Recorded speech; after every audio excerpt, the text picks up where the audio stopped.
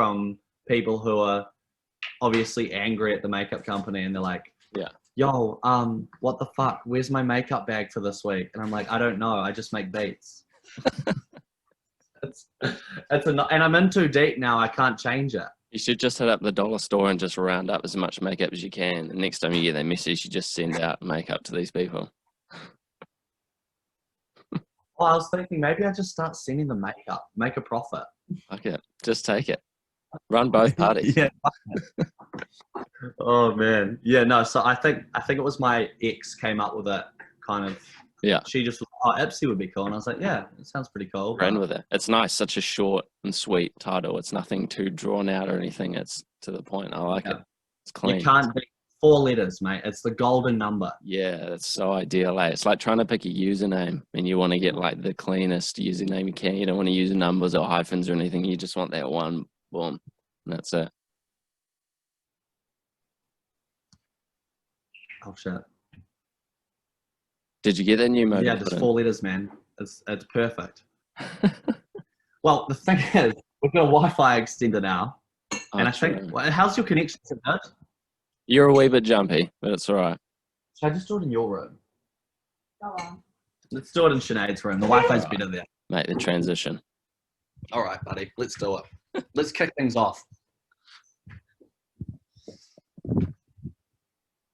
Yeah, this will work. Perfect.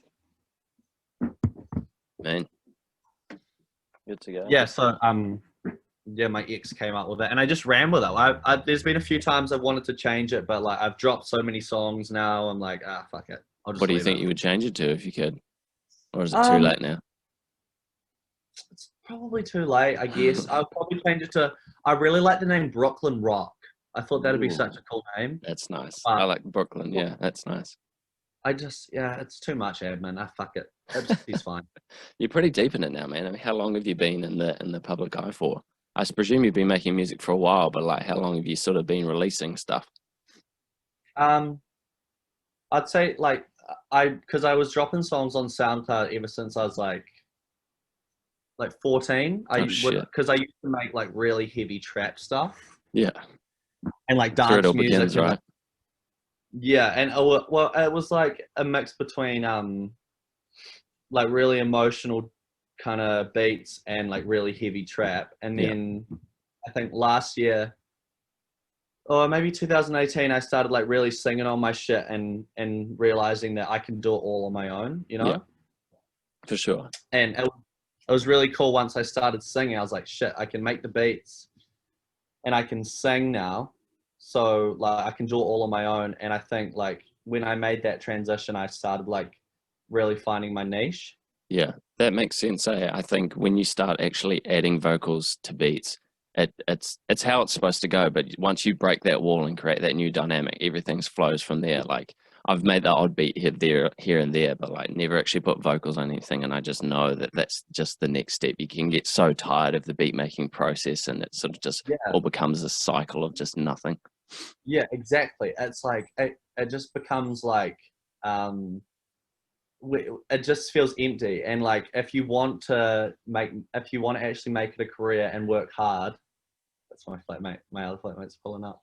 If you actually want to like make it a career and you want to put out quality stuff, you need a vocal. And and I love my voice now. Like I think that it's grown so much and become like a real part of my music now. So yeah.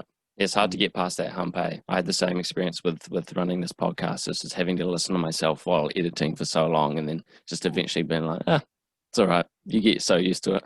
But I suppose singing's a whole nother thing. Yeah, you like it makes it more personal as well. Like the music now is like it's not just beats; it's actually my voice, and like that makes it more me now. So I love it for sure. Right? Have you got much of a musical background in terms of like actually playing any instruments? Like can you play guitar or drums or anything, or are you purely like in the virtual realm of it?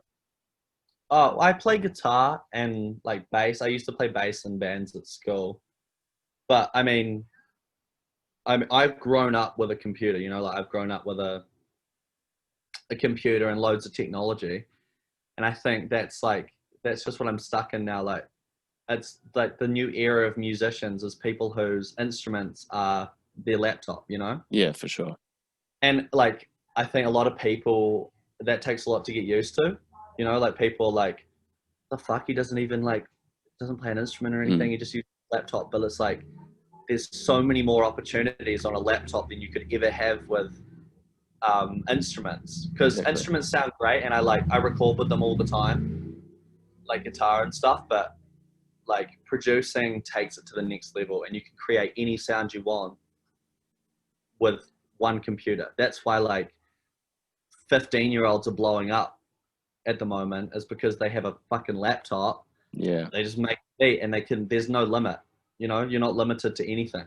Yeah, that's crazy. Yeah, I like the organic side of actually being able to play an instrument. Like there's a certain tone, and I think a lot would argue that, you know, you can't really produce the real sound from a guitar or whatever it's going to be through a laptop. But you can get pretty damn close. And for someone that's sort of just starting out and has that tool already available, that most people will have a computer, then it's such an easy like transition. But I think going back and forth between the two, like I think if you come from a background where you're actually like playing instruments, going into the computer, you're probably not going to use too much of that. You're just going to probably amplify the skills you have already from that, the actual being able to play something. Whereas that's I guess what's being frowned upon in these kids, I suppose, using the laptop. Like I'm a bit of a hypocrite in that sense. Like I'm no musician, but I've played around on my laptop. But I wouldn't say like I you know how to play music or am a musician of any kind. It's just a different world. But you're right. There's so many things that you can orchestrate through just a computer. It's insane. Pretty endless stuff. If you're gonna use instruments, if you want like a live sound, play the instrument, you know, like and record the instrument. Don't use like a synth guitar unless you're trying to go for that. But like I think you're best to, if you're gonna use an instrument, play it. If you're gonna like make something really ethereal and intense with synths, then use the synth. But like you need to use, you know, instruments tastefully, and I think it's really not tasteful to like synthesize a guitar or a bass, you know, just like play it, unless you want a synth, you know. Yeah, I think there's specific instruments and tones. Like I think you can get a really similar bass tone, like from a bass guitar through a lot of synths these days. You can sort of get that pretty close. I've seen that done before, but certain instruments just have that twang that's hard to really replicate. And again, like that organic sort of sound, because I guess when you're playing something like a guitar, like a pluck sound through a keyboard, it's so automated and so precise and perfect every time. You can't get that organic, like you might just slightly mishit a string or something, or slightly have your finger in maybe just the wrong position enough to give it like a different feeling for it as well. I think that can't be matched, but that gets another side of the spectrum, I suppose. Yeah, exactly. Yeah. So you obviously, like you say, come into the music game mainly from making beats and that sort of thing. So in terms of like your process, how you sort of come up with a track, I presume you're straight into just sort of making up a melody first. How do you sort of come up with something? Do you have like a melody in your head that you like record down? Like where does it start for you? Normally I just will try and find some chords, or like if I hear a sample, I'll just like grab that as soon as I can and start singing, and then I'll get like all my ideas down. It'll be really messy, and then I'll start making the beat. You know, like I'll like look through my iPhone voice memos, and sometimes I'll just sing something into it and be like, oh, that could work in a song that I make in the future. So I'll look through that and think, okay, that might work in this song, and then pitch it, and then once I've got like a kind of like a vocal idea down, then I'll like start building the beat. But I used to just start with drums, and now I start with my voice and the chords, and then I'll build from that. I think you get a more organic sort of drum beat once you do it that way, rather than going into drums firsthand. Because I think when you do drums first, you sort of already have a pre-choreographed sort of rhythm, which can be somewhat generic, because when you have a melody to work off, you can sort of ride the pocket with the drums and sort of create an atmosphere through that. You start liking the song more if you put the drums in after, because it's good, and then you put the drums in, and it's like, oh, this is like a vibe now. Yeah, you know? Definitely. Yeah, that's so sick. Yeah. So when do you find your... Sorry, go ahead. Oh no, I just think my process is like has progressed so much, and like my work ethic and how I put beats together now is so different to even how it was last year. Like, I've gotten into a groove, and I know what I want my shit to sound like before I start. Yeah, that's So cool, man. Well, that's part of it, right? yeah, Finding transition, finding a way of working that's working for you. yeah, I gotta say, man, exactly. I had a wee stalk on your Instagram when you hit me up, and that I had that Different View song stuck in my head for a few days, man. It's a nice tune. Yeah, that's funny. That song was like because I was with a management company. I was with management last year. These guys, Delete Management, and they were really cool. I think we just didn't see eye to eye on a lot of shit, and my style changed so much, like really drastically. Mm. And I think we got like I think they're great, and there's no bad blood or anything, but we just had different ideas. Like when they picked me up, I was making like electronic stuff, and then all of a sudden I'm like, I actually want to sing and make like kind of shit now, and that song Different View was like the first song, because I dropped an EP last year, and that song was the first song where I was singing. And once I dropped that song, it did kind of well. Like it got a few playlists and stuff, and I was like, oh, that's the avenue I want to go down now. Yeah, for And that sure. kind of opened my eyes to like using my voice and combining my beats and my voice and like building this whole new thing. Yeah. Oh, that's a shame that it sort of ended up that way. But I mean, you can't help your process, right? You can't help where your thoughts are taking you, and you're going to do what it is that you want to do. So It wasn't working. We just didn't see eye to eye, and like I was going down a different avenue that they didn't expect. And that wasn't really what they wanted, and that's fair enough. And yeah, I'm just, for sure. Yeah, obviously labels are catering to what they want to present under what they're what they've made it up for. So that's justified, I suppose. The production value in the video was pretty high. Was that all through you, or did they help you out with that as well? I suppose that was probably the video I did once I'd left. So I did all my videos, and everything I'm doing now is completely independent. Yeah, that's it. Yeah, I'd love to involve more people, but yeah, I can't at the moment. Yeah. So it's just me, and I work with Sham Patel. Okay. And he's an incredible he makes the craziest videos.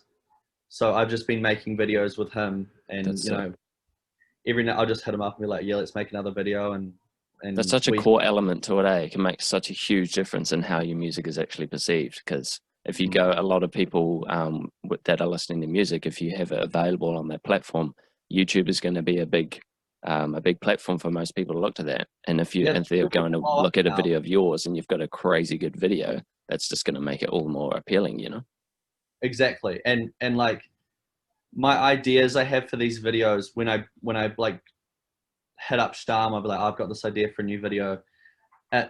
Every time it turns out exactly how I want it to. That's like sick. Frame by frame is exactly what I thought. And we connect like that, and he knows exactly what I want. And we put together, like, it just comes straight out of my head onto YouTube. It's so sick. I love it. That's so ideal. That's the best workflow. It's so good to have a videographer or photographer that can just get results that you want straight away. Because sometimes it's so hard to explain those things, right? Sometimes it just has to be done, and in order for you to say yes or no. Yeah, no, he knows exactly like the style I'm going for, and like I think my next few videos are going to be a little more like intense, hopefully, and outrageous. Sure. Break barriers a wee bit.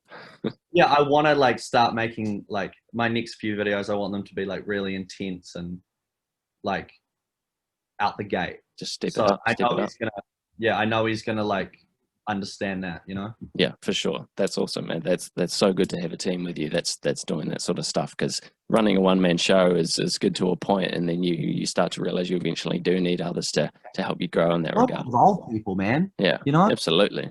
Start taking people in, get them on the team. Like Sham does my videos now, and then like I'll find more people who I work well with, but you just like gravitate towards people that you work well with. It just happens. Absolutely. Yeah. Just like falls into place if you have like the passion, the drive, and like the focus. This shit just falls into place. Yeah, for sure. And you can't even it's hard to explain. This shit, when you're passionate about something and you love it and you work at it, that happens for you, you know? Definitely, yeah. And I think if you're the one that has the drive and the one that is really wanting to get things going, there's always going to be people around you that can be involved. And it's much easier for those people to probably jump on board with someone else than it is to do their own thing in some cases. So it's so good to have one person that they can look to, or you know, be asked for help, that are actually on a path like yourself. You know, you're doing most of it yourself, but bringing other people on is a lot easier for them too, to just have something to jump on rather than trying to find something on their own. Can be quite tricky, especially for like a photographer. I imagine work, if you're not doing anything specifically like art related, or if you're doing type of work that is meant for musicians and that sort of thing, can be tricky. Yeah, you know, that's like when you're a videographer, like a photographer, you're looking for something to shoot. And like give an idea that they love, then it's not just your like passion project. It's not just your heart in it, it's theirs as well, because they're shooting what they want to be shooting. So. And that's just perfect that you guys have just found a niche within yourselves. You know, he's just getting results that you want. That's so perfect, because that's quite rare in a lot of cases. And like I say, not always translatable to someone that doesn't have the vision. I think if you both don't have the vision, you're never really going to get the vision out there, you know? Yeah, exactly. What has this year been like for you, man, with all the COVID stuff? Have you had any, like, I noticed you were doing lots of beats over lockdown and that. Have you had any sort of, like, I presume, have you played many live shows sort of before lockdown that you've been stopped because of all this? I played a few. I did R&B last year, and I'm doing R&B again this year. Awesome. And I'm singing this year, like a whole show, and I'm working with a guy down south, Andre Theus. Oh, Thice? Yeah. I think it's Thice or Tice. He's put together a live set recently, and I'm going to be working on that and perform that. Hopefully do a few shows in Auckland before R&B. Awesome. But, I mean, this year, honestly, has been a fucking nightmare, bro. It has been a fucking nightmare. But you just make do with what you got. You know, I moved over to the States. No shit. Yeah, I was living in LA. Bloody hell. And COVID hit, and I was just like, oh, this fucking sucks. Whole bunch of shit went down. Like there was a really big changes in my life, and some shit that like was really hard for me to deal with. I was just in a real dark place at the start of this year, and I was like, fuck COVID. I was just like, okay, I'm going home. And I came back, and I was just gonna come back for 2 weeks, just to visit and then go back. I had like a ticket back, and then I was like, oh fuck, I can't go back. No way. So, yeah, I want to go back like next year, early next year, but it's just tough. I've just got so much shit going on and so much I want to do with my music. It's really hard to keep shifting, you know. How was it working out for you in LA? That's a huge transition from New Zealand. Yeah, I loved it. It was so good, and I've made so many new friends, got lots of contacts, and I felt like I was just getting on my feet over there, you know, and like for sure, starting to have people like listening to my shit, and like I was connecting with a few people, and it just fucked out. How long had you been there for? About 4 months. Okay, yeah, so still pretty fresh. Yeah, I was just finding my feet, and then. How deep were you into the music thing at the time? Like that was obviously a goal for moving there, I presume, to make things big in LA.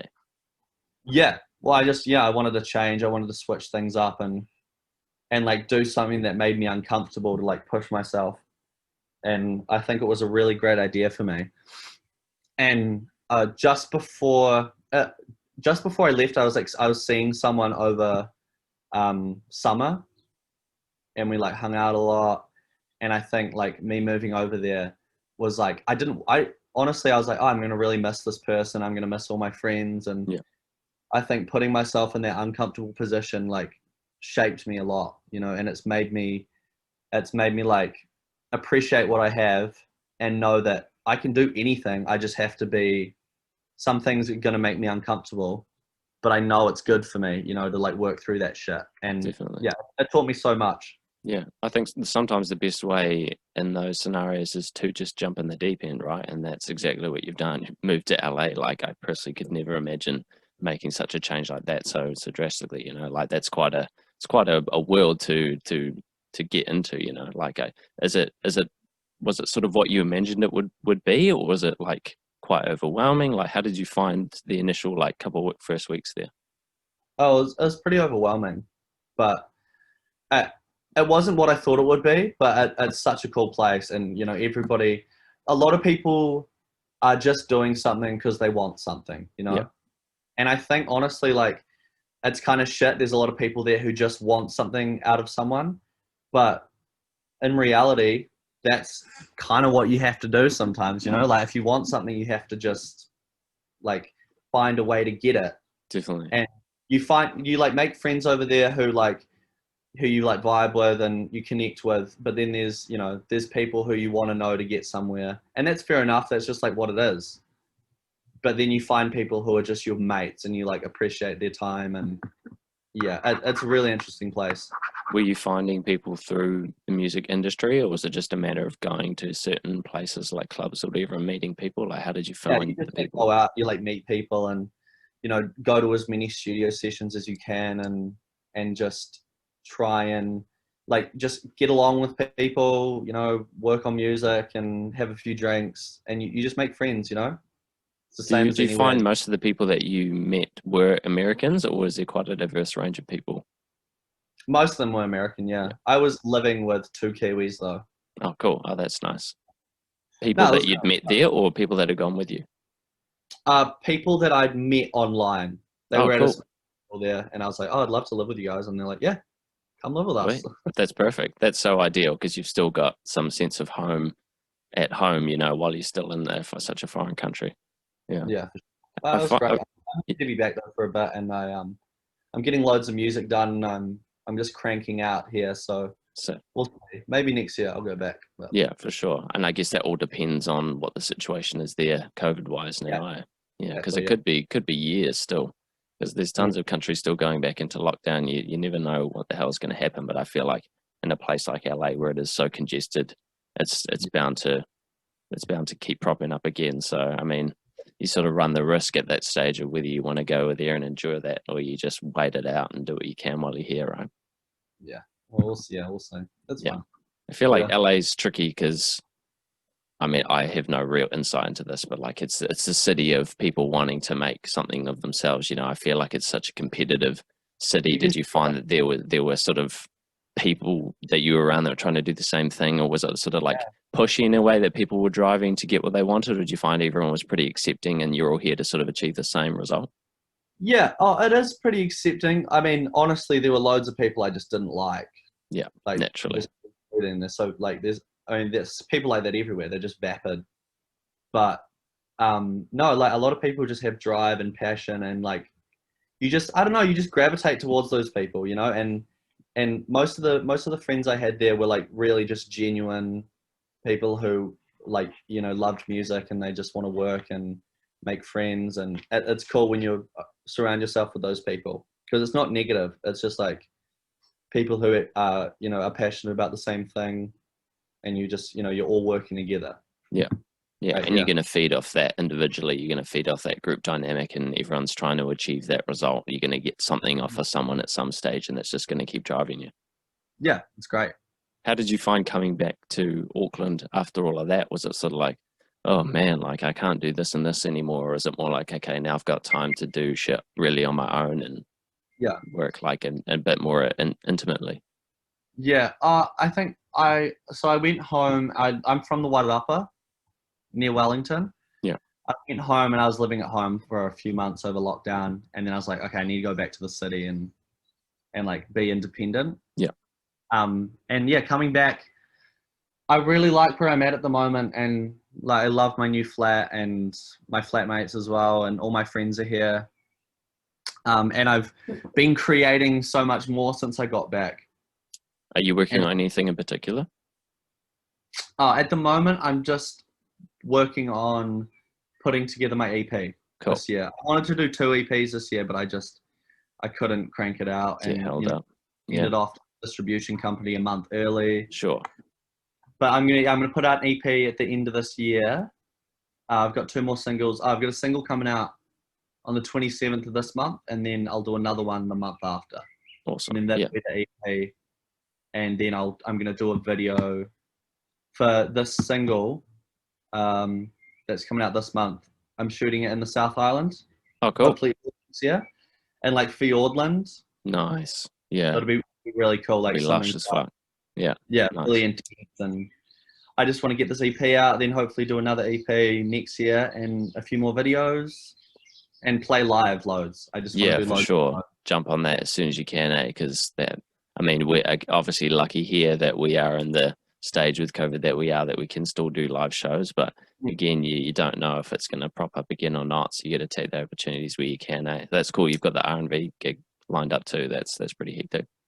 I'm really excited for that. I can't wait to like sing and like perform, as opposed, I was DJing for years, and now that I'm singing, like the vocal is like the main point of my songs now, so Sure. I can't wait to start singing and like expressing myself more on stage. Have you really had a glimpse of that at all? Like, have you done any little shows where you've sang, or was this going to be a first? Yeah, R&B. I mean, I want to tee up something before R&B, but like that'll be my first live show. Damn. I'm working on making it perfect. Yeah, man, that's a big one to dive into first time. Yeah, I'm fucking terrified, bro. The last R&B you played was a DJ set. Yeah, it was a DJ set, and that was mean. The crowd was like biggest crowd I've ever played to, and it was so intense. So I'm really looking forward to like singing and be able to like go fucking nuts on stage, you know. At least you got the feel for at least what it's going to be like, right? In terms of like the venue and the people and the crowd, that sort of thing. Yeah, and it's always such a great crowd and really great people. I'm just excited to make that step towards being an artist, like a performer. So definitely, yeah. These EPs that you're working on, you wanted to have 2 out this year. Is this something that you've sort of had, like forethought about? Like, you know what the EP is going to entail? Are they sort of like a cohesive, set of songs, or like what's the ideas behind them? It's meant to be like an A side and B side thing. So I'll do 5 songs, and then I'm gonna do the second one is gonna be like really chill and like just really wordy and like lots of really cool stories in them. Yeah, I think like recently the stuff I've been writing about is just like so close to me. Like the way I've been writing recently and the stuff I've been putting together, I think is like the closest I can get to like expressing myself. It's just like so real, and I love being able to put that in a song. And it's just grown from like singing about girls and stuff like that, and now it's like writing about, you know, getting reassurance from my parents, like who do I trust, and like this new song I've just finished to put out is just like a whole song about how I feel like I'm a really selfish person. And that's like the main point of the song is like, I feel like sometimes I'm a bit of a narcissist and like I'm crazy and my head's all over the place and I always think about myself.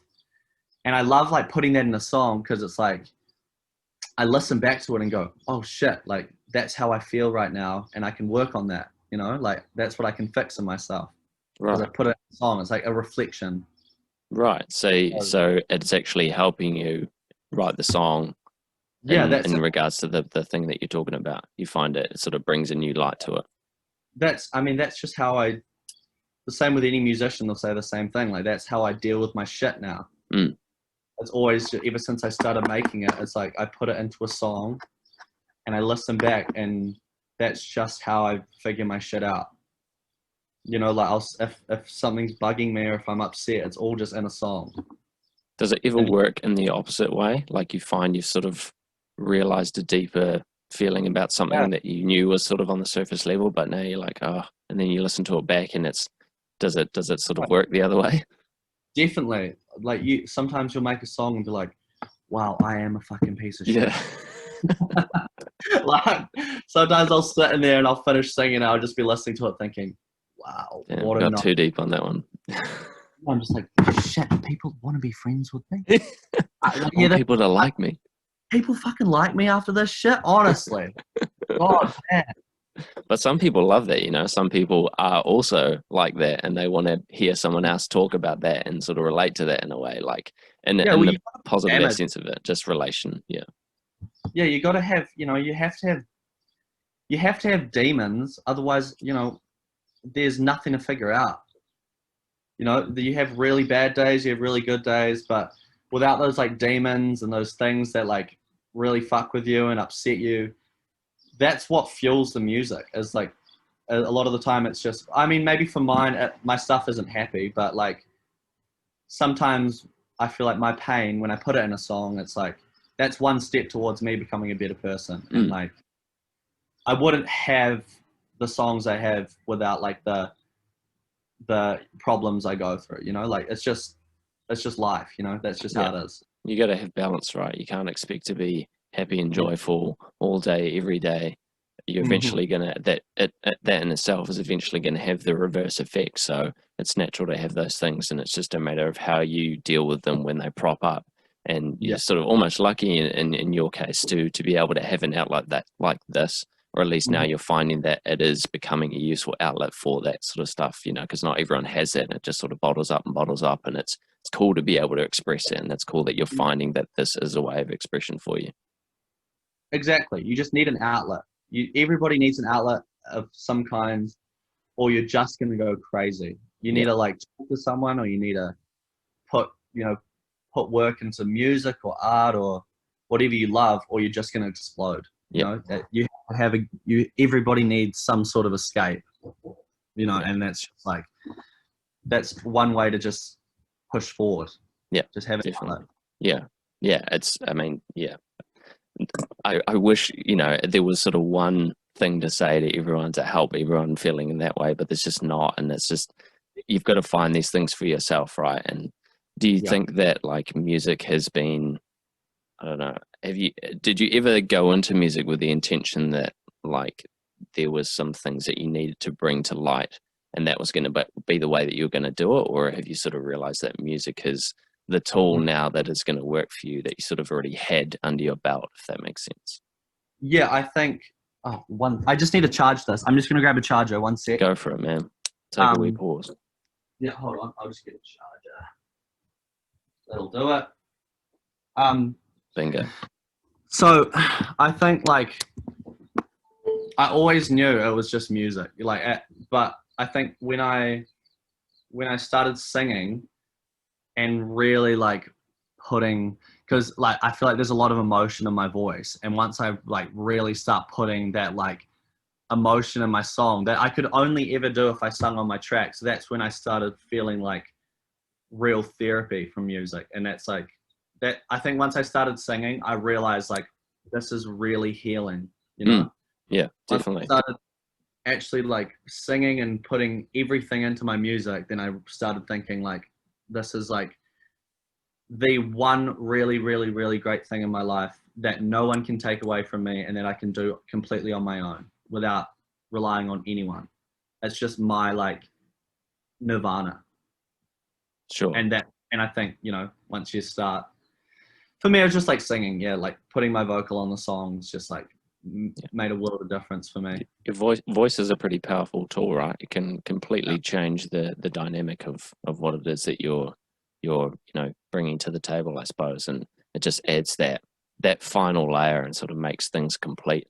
Do you find lyrically that when you sort of try to come up with a song, or you're trying to like explore a theme, perhaps a personal theme, that like you don't quite get the words right? Like, do you find frustration lyrically to be able to actually come up with the story that you're trying to get past, or do you feel it just sort of comes naturally and you're quite happy with what you can write down?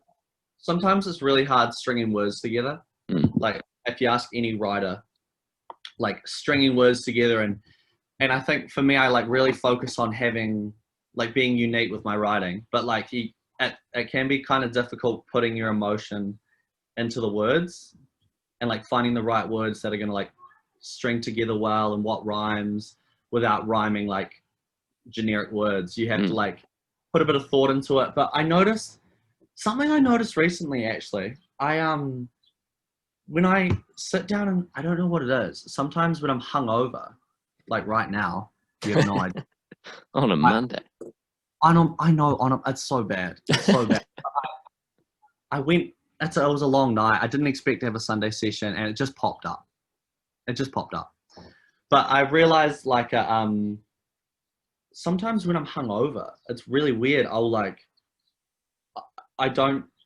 It feels really effortless when I'm hungover. It's like something I've realized. I like sit down and start writing, and I feel like gets so much more intense. And maybe it's because I'm not thinking as much, but like when I'm completely sober and like good, I'll like put an idea together, think about it. But like days like today, I start writing, and it's like that whole hour just passed, and I didn't even realize, and I got a whole song done. It's weird. Yeah, perhaps you're a wee bit more vulnerable when you're hungover, you know? You sort of just, it's like you're almost the real you in a sense that you're like, oh my God, like my prosperity's been taken away. I am me now. And it all just sort of starts spilling out. Could also be to do with the fact that like, I don't know, perhaps the night before when you were drinking, it sort of brought these things up and, you know, you sort of dealt with it a bit more mentally. And then the next day is just sort of the aftermath of that sort of thing. I mean, that's perhaps a too deep of an insight, but that could be, you know, what's making that happen. Yeah. And I don't prefer to like be fucked up while I'm writing, honestly. Yeah, for sure. It's not a great message, is it? It'll be like completely sober when I'm writing and shit. I don't know, or maybe like have a beer, but just I don't know, really strange. I think maybe you just don't hear as much, and it's just coming straight out of you, straight onto. Definitely. When you're writing lyrics, are you writing directly alongside the melody, or like have you ever sort of written poetry or words in there without any sort of music behind them and then translated that to a song? Like how do you actually come up with the lyrics for a tune? Is it purely just based through the process of making the beat? Yeah, I think like I'll sing some random shit into the mic, like just whatever comes out, I'll just put the melody in. And then once I've got that, then I'll start placing words in. And then all the time, every time I write, it's like, once you've got the melody in there, the words will just come, and you'll just, you know, you'll put together words and it might not seem right, but then you listen back and it's like, oh, that fits, and there's a story there. Yeah. But then other times, you know, I'll actively be like, I have a story that I need to put in this song. And those are the songs with so much emotion in them. Like it's just a story, and it's meant to be a story.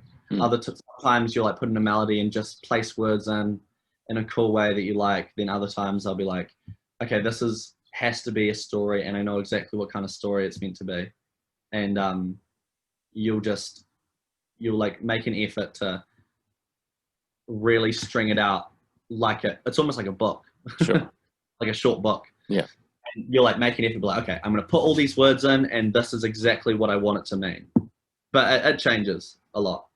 Do you find that, you know, that perhaps there's a story that you do want to bring into your music, or you want to make a song about, and once you've come up with the idea and you've got the lyrics down and it sort of touches that note that you want it to, and you hear it back through sort of mixing and mastering, you sort of realize, maybe this isn't a theme that I actually want to share with people, or is it sort of once you've got to that point, you are comfortable enough with the topic to present it?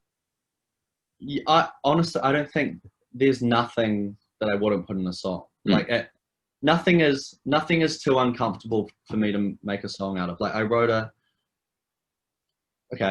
for example, last year, a couple years ago, maybe I was 18, 2 years ago. Yeah, I had a big night, and I got home and pissed all over the kitchen floor, everywhere. It was a shit show. Honestly, you had to see it to believe it. It was. Come on, buddy.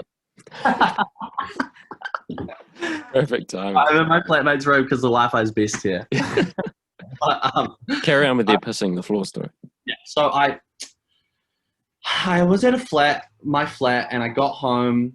Actually, you know what? It was Montel. Montel 2099 was feeding me Jameson. All right, it was the Jameson. I still remember it was the Jameson he gave me. It must have been. And I got home, and I completely forgot. I just pissed everywhere, all over the kitchen floor, and woke up the next morning, went straight to work, and my flatmate was like, "You need to come clean up the kitchen." And I was like, "Why? What happened?" And they're like, "You fucking pissed everywhere, bro." I was like, "Oh shit." Took an hour break and went home and mopped it all up. But oh god, I wrote a song I could probably send you it. I'll send you it. You can have a listen. I wrote a song about how like ashamed I was of myself. I was like pissing on the kitchen floor. I think I might offend ya. It was just a really fun song. Oh, bro. I wonder what you were thinking at the time. You must have been having a great time. Must have been. Oh, shit, but it was just whole story about like pissing outside, pissing inside, completely naked in the winter, just drinking Aperol spritz. My stomach is full of goop. Oh, goodness me. Right. And it just is it's just fun. You know, it's just you put it out there. People probably will think it's disgusting, but it's just fucking art. There's nothing more to it. Yeah, bro. That's fucking art in its truest form. Peeing on the floor. Art. It doesn't matter. It doesn't need to be anything. It is nothing. How do you know Montel? Oh, he's just a friend.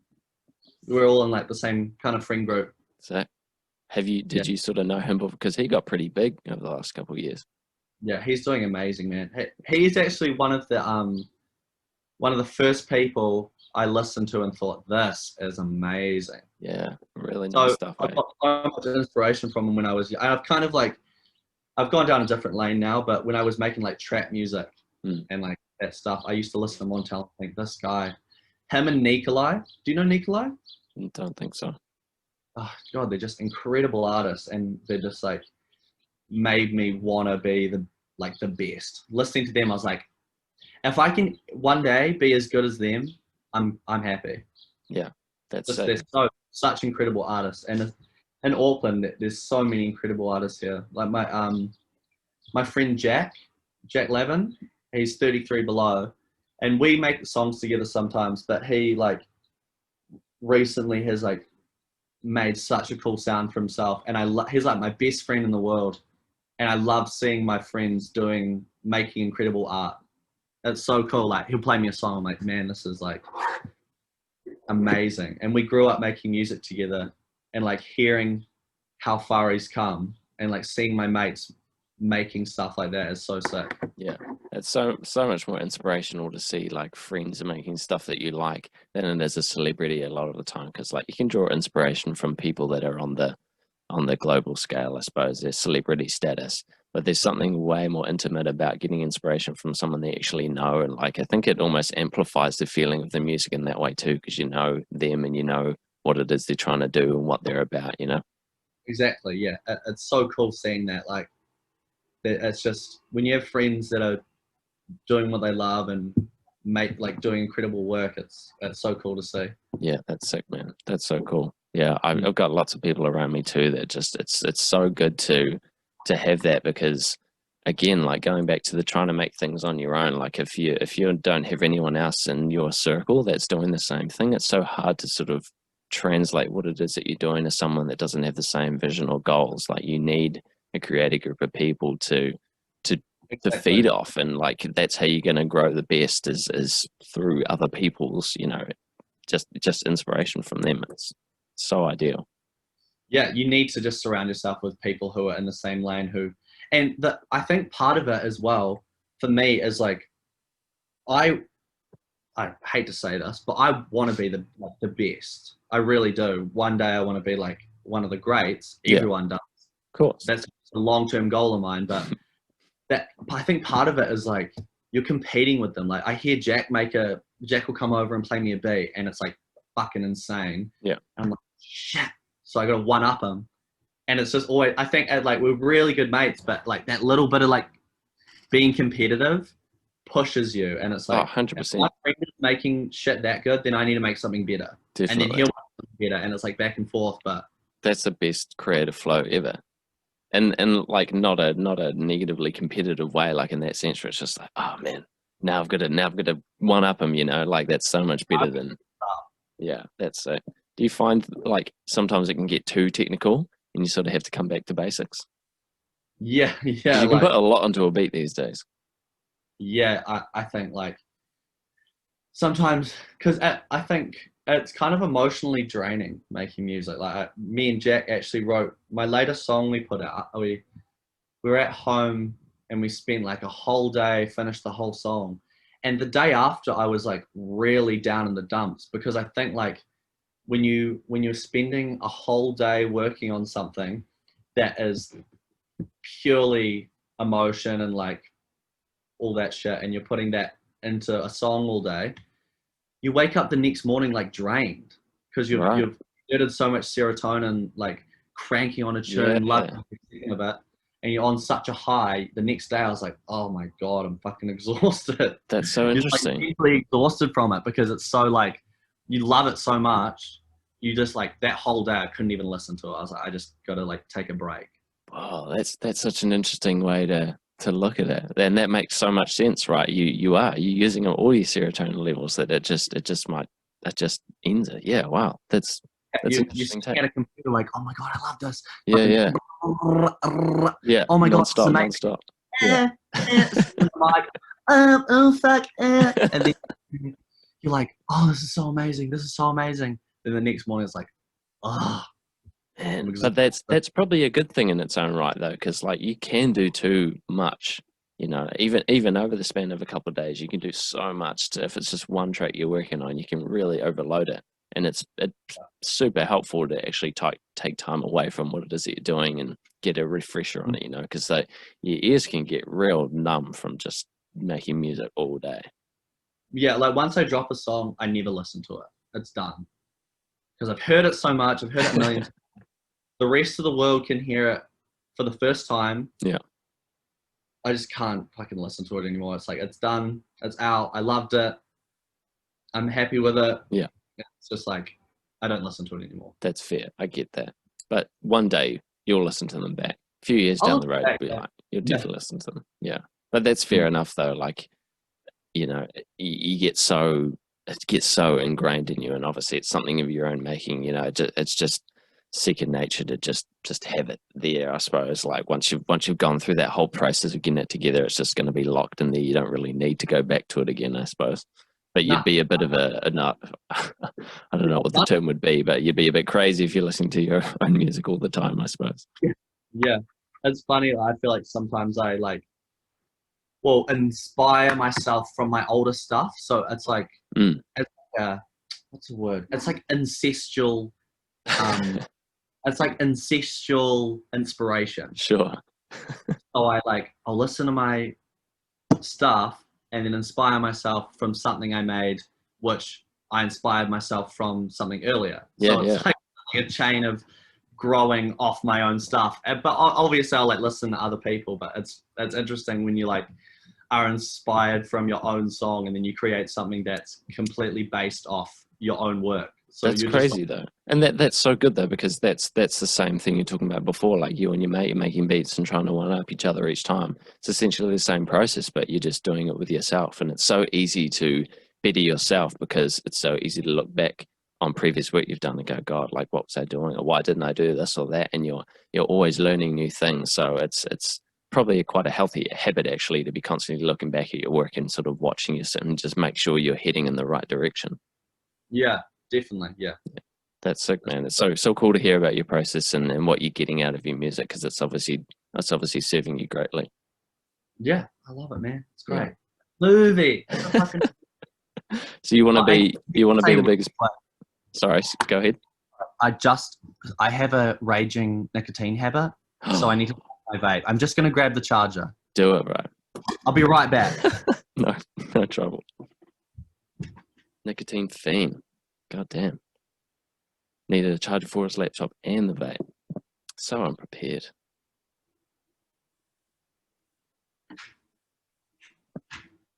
There he is.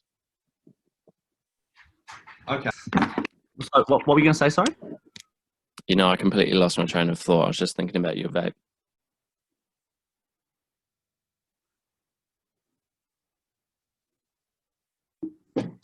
All right, we're back. Lost you, buddy.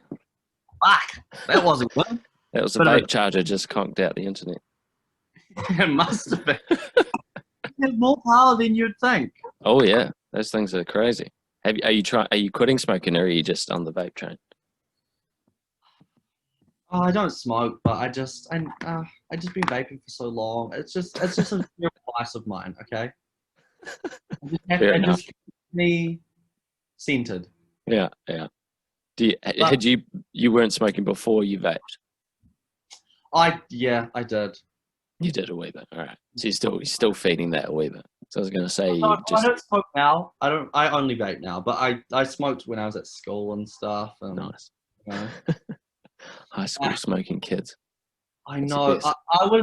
I was like that kid at school, and every parent was like, "Don't get him round."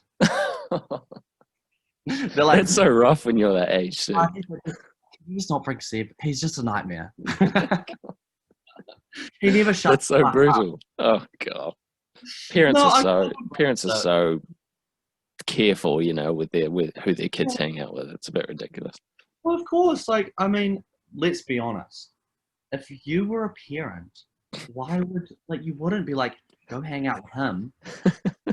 Honestly, I don't blame them. I'm like, it's probably good that you didn't let him. Otherwise, it would be a terrible influence. So it is what it is. Now I'm in the real world. Look at you now.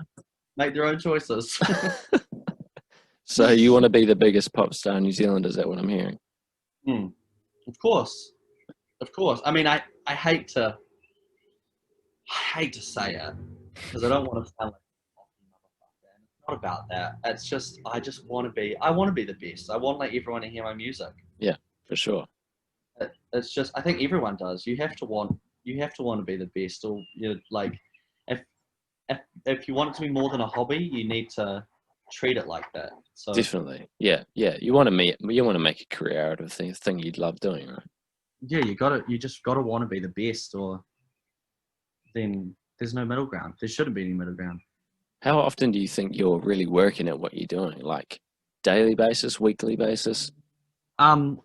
I think it's like every day I make music, or I'll do something, like I'll figure out admin or get some press photos done, or like a new video, like press videos, or like promotional stuff.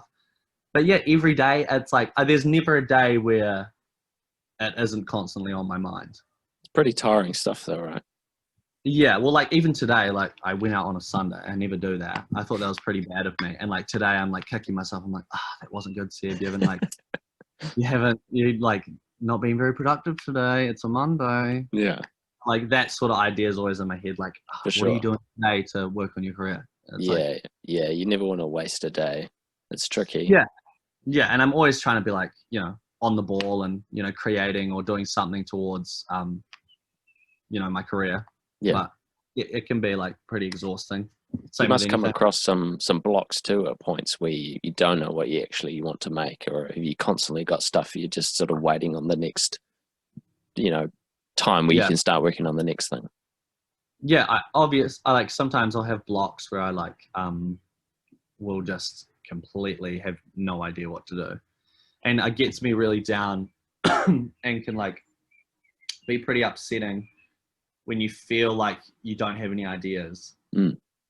But I think what keeps you going when you're like that is okay, take a minute from actually creating and focus on the business side, or preparing your next release, or if you're not feeling creative, then just finish the song, touch it up. So I always have a song loaded. There's always something in my gun. There's always something to do, eh?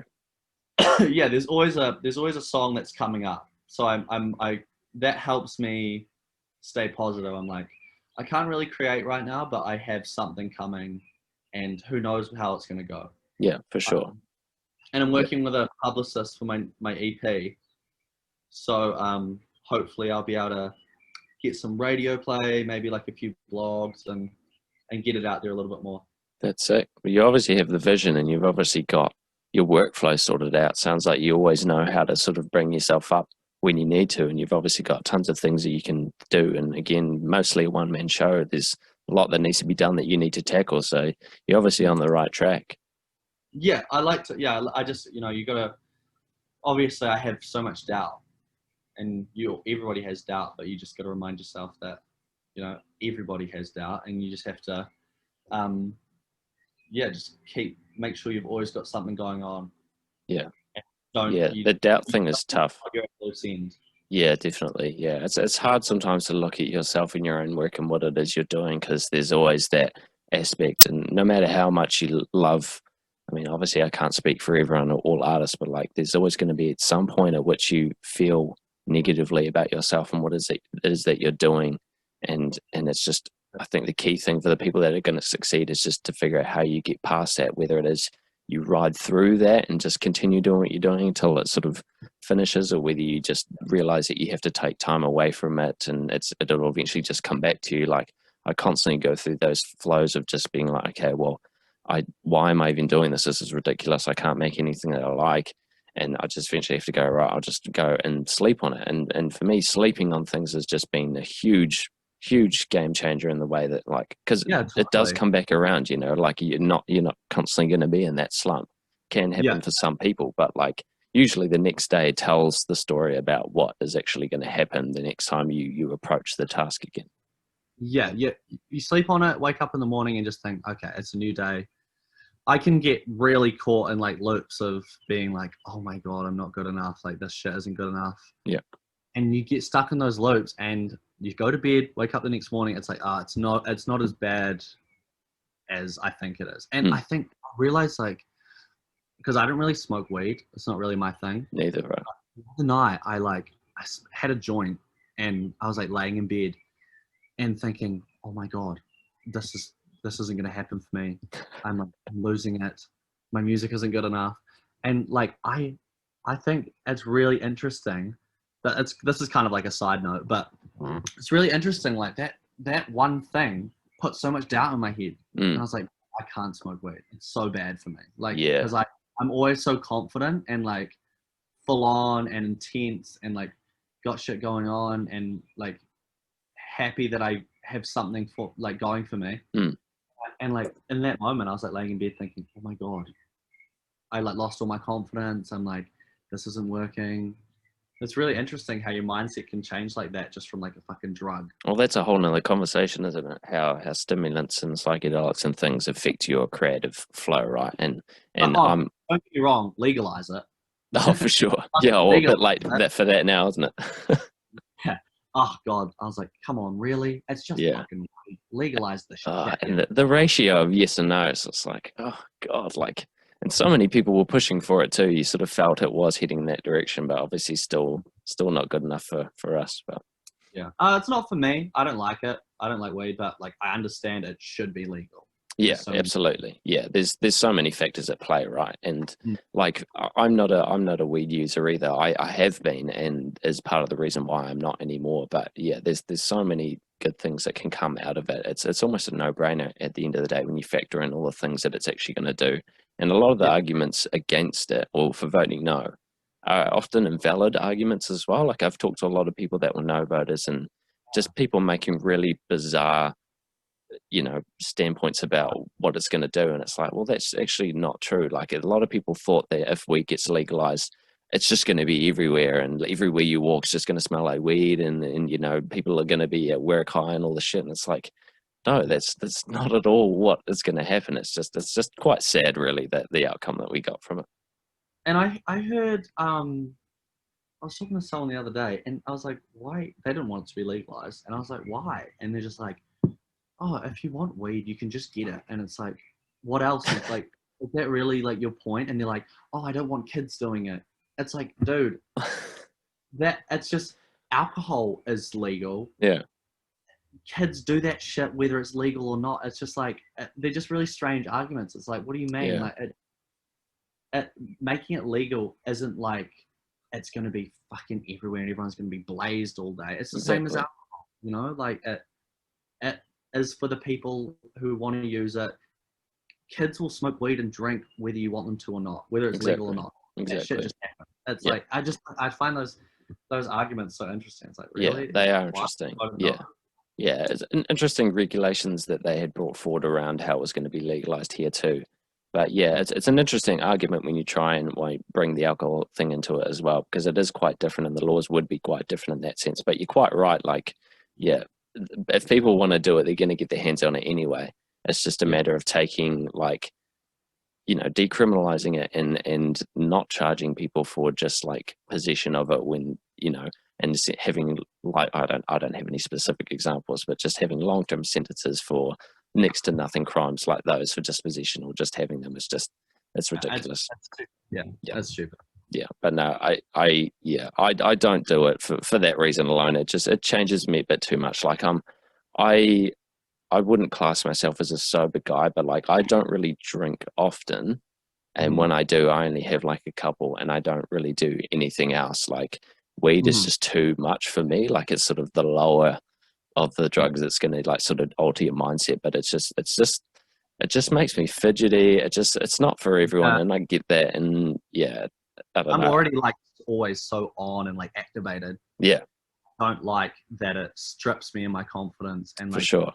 It makes me feel like I'm not good enough. Yeah, definitely. I don't need it. I mean, like sometimes it'll be fine, like if I'm with the right people and I'm just chilling. But like, it just doesn't really agree with me. Yeah, no, I'm totally the same. It makes me a wee bit fidgety. The last few times that I'd done it years ago was really sort of like the cherry on top. But for me, it was like, no, this is definitely not something that works for me. It makes me fidgety. My heart rate goes up. It actually makes me quite physically uncomfortable. Like it doesn't necessarily alter my way of thinking at all. I physically just feel not good. So it's just not for me. But yeah, there's obviously people that it works wonders for, and obviously medically as well, it does wonders for a lot of people. And I'm all for that. And if it's working for people, they should be able to get that by legal means, you know. Exactly. Yeah. No, I agree. Yeah. Have you done many psychedelics? No, if at all? No. Well, I just wouldn't touch it. I think I'm not mentally strong enough for them. Yeah, I've heard that a lot, and I think that's quite a wise thing to say, really, because it is something that is you really have to think about where you're at before you get into it. You know, you got to think about what your headspace actually is and what it potentially is going to do. Like you just have to do research, right? Yeah, I just don't think I'm ever like content. And I don't think me doing psychedelics would do me any good. It would just make me, I feel like it would make me realize some negative things about myself. And I don't want to do that. Definitely. You know, like, I prefer to stay as positive as I can. Yeah, I think that's wise. Yeah, and I definitely have two sides to that. But I think mainly like if you're in a pretty good place, like in life, like if you're doing what someone like you is doing, like you've got a lot going for you creatively, and you've got work that you've got things that are keeping you going, and I don't want to speak for you, but you seem reasonably mentally stable in terms of how you can express things when you need to. Like I don't think you really need to explore that world. Like it's a whole. But that being said, you know, I wouldn't be saying that to someone that doesn't have anything going in their life that they need to try psychedelics, because that's a slippery slope too. So it's really case by case, I think, and it's definitely not for all. I don't think I'd recommend it to anyone, and I don't have much experience in the field either. But it's a pretty strong thing to implement if you're thinking about it. Yeah, I think like people rave about that, like psychedelics and like shrooms, and say, oh, it opened my eyes. Yeah. And probably, you know what, maybe it does for some people, but I don't think my eyes need to be any wider. Yeah, sure. I'm good with like, you're good. Man, I think if I took anything more on, I'd lose my mind. Yeah, definitely. I'm good with where I'm at, and I like figuring my shit out just on my own and in my own way. But. Definitely, yeah, I agree with that. I will say though that it can definitely open up your mind, like you say, like it can definitely make you realize things that you potentially, like trying to explain psychedelics to someone that's never had it before, even with all the stuff that we know today about it and how much it's talked about within our communities and echo chambers and things, it is quite a powerful thing on its own. Like it's really hard to try and explain to someone what it will do. And the thing about them is they're so unique to the individual using it that they will have their experience in a different way. But it definitely like makes you realize, okay, there's a whole nother dimension to what my mind can do. You know, it's a really powerful tool. Like it can be used in good ways, and it's definitely, I think, a tool that can break down people that are sort of stuck in their ways, or sort of have, I guess, a very closed-minded people. It can definitely be a tool to, in small sort of doses, potentially something that could be used to sort of just expand people's perception a wee bit. But yeah, it's definitely not something you can just lay on the table and be like, yes, this is good for everyone that is in this circumstance, because it's not. It's crazy thing. Yeah. Yeah. But yeah, like, yeah, quite right. Same with everything. Like, there's not one, answer from every, whether it's alcohol or weed or whatever, that affects people. Like, that's why you have some people that are alcoholics, because they find that that's something that keeps them going, and they constantly need to have that sort of power, I suppose, from it. Yeah, exactly. You're quite right. Yeah. But I think that could definitely like influence music a lot as well. I'm not saying again that you should do it, but that's like you say, you've only got that wee bit from weed. That probably is a red flag or an early sign that potentially it's not something that's going to work for you, right? I mean, yeah, I've done, like, obviously I've done drugs and stuff, but never like psychedelics.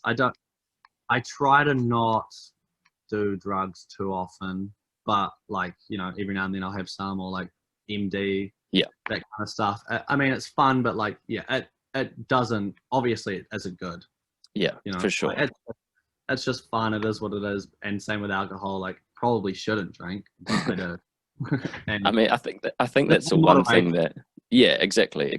I think that's the one thing that everyone gets away with, is that alcohol. Like, no one's really frowned upon for drinking alcohol at any point, as bad as it can be. Like, it's not anything that anyone's seriously looking at someone and going, oh, you're drinking quite a lot, because especially when you're young, because everyone's doing it every weekend anyway. Like being 20, like, I mean, all my friends, we all drink every weekend. Like, it's just, we'll go out, we'll have a few drinks. But like, I feel even like maybe like somewhere like Dunedin. Where are you in Dunedin? I am in Dunedin. Yeah, like the drinking culture there, it's just like, it's so fucked. Yeah, it's pretty manic, man. Country, like, people just go hard every night in their 20s, and like, I mean, most people like kind of grow out of it, but like, it's a lot of piss to be drinking. Yeah, definitely, man. Yeah, we all drink a lot of alcohol in this country. Yeah, there's definitely a perception about the drinking culture in New Zealand, which I don't necessarily think is entirely true. I was talking to my flatmates about this yesterday, actually, and like a lot of, like, yes, there's a big drinking culture here in Dunedin, and yes, a big portion of that drinking culture is students, and yes, there is an entire section of the town that is just flooded with students that are drinking constantly. But a lot of the students we have here are from out of town, and they're only here when they're studying. And I think what the exciting part, or what is the big reason for this drinking and partying, is that a lot of people that are moving here are probably people that are moving away from home for the first time. They're like, oh, I don't have mum and dad around to tell me off, or I don't have to, listen to anyone and go do what I want. So there's this whole like fuel, this igniting. Yeah, exactly. Yeah. So and then when the holidays and things come around, all of these people go back home anyway, and then it's sort of like there's this nice sort of calm Dunedin. So a lot of that student culture, like a lot of people actually from Dunedin do that as well, but no, I don't think as heavily as a lot of people you find will actually come from out of town. But it's definitely real. Yeah, exactly. Yeah. Do you find that there's a big student culture in Auckland, like in terms of, like, obviously I presume you've heard a lot about Dunedin and that sort of culture. Do you think there's that similar sort of field, and like, have you been around a lot of students in that sort of environment, I suppose? Honestly, no. Like, both of my flatmates are students, but not. It's nowhere near like it's so different to like Wellington and Dunedin. Yeah, there's not the same like student culture here at all. It's kind of just, and I've never been to uni or anything, so no, nor have I. I haven't like really experienced that. But it's nowhere near the same as like Wellington or Dunedin. Yeah, it's interesting. Do you find like being in Auckland, there's a sense of like community in where you live, or is it generally sort of quite widespread? Like, how do you find the sort of social aspect of being in Auckland, if you could compare it to anything? Yeah, well, all my friends live in kind of like the Grayling, Ponsonby kind of area. So I mean, I wouldn't say it's like cliquey up here, but we just, we're all just mates, and we just hang out on the weekends a lot. And I've got loads of different friend groups, but it's like, and we kind of all just will hang out at people's flats. We don't really go out, like, I don't really go out to, actually recently I kind of have, but we don't really go out into like town or anything. Sure. Like, Queen Street, like, I think spending a day on Queen Street is my nightmare. And like lots of people feel the same up here. It's just like, we like hanging out in the suburbs. Yeah, for sure. Yeah, I definitely agree with that. In any city, really, like I'd much rather stay at home with a group of friends late at night than going out into town. It can be pretty hectic. Yeah. So, Yeah. Oh, yeah. I don't go to town much either, man. I don't, just that doesn't excite me anymore. The waiting in line thing and all of that. That's just Saves. Yeah. Are they pretty bad in Auckland? Club lines? Can imagine that'd be pretty manic. Yeah. You have to pay to get into a lot of clubs too, is that right? Yeah. Sometimes it's like $20. It's That's just like insane. I'm not financially in a position to spend that kind of money. Definitely not. Definitely not to just go into a bar. A gig, sure, but a bar, that's pushing, isn't it? Yeah, like Impala. God, it's expensive. Yeah. Jeez, yeah. Oh well, that's good. You can confine in your friend group at home and still have a good time, right? Exactly. Yeah. Look, IPSY, I've had a really good time talking to you, man. This was really fun. We had a few internet woes there, but we got through it. It'd be safe to say there was a few. But bit of editing for me to do. That'll be fun. Yeah, halfway to find where it happened. That's going to be really fun. Yeah, that'll be great. I love it. That's what I'm all about. Look, man, it's really nice to meet you again. Awesome hearing about your process. This was a really fun time. I really appreciate you coming on, doing the Skype call. I know it's a bit tricky living from out of town, but we're going to get these things done right. And thanks for reaching out to me. It was really cool to have a message from someone out of town that wanted to come on the show. So it's been a pleasure. Yeah, I love your show, and that was fun. We should do it again. Yeah, absolutely. Yeah, I'll keep you on my radar. And if you got some new stuff coming out, we'll definitely get you on again. You can talk about anything you want to talk about, man. We're always open to having you. For sure, I'd love to, man. Thank you. Awesome. Thanks again. We'll say bye to the lovely people. All right. Hey, guys, this has been beautiful. Have a lovely day. Thanks, man. See you next time. See you next time.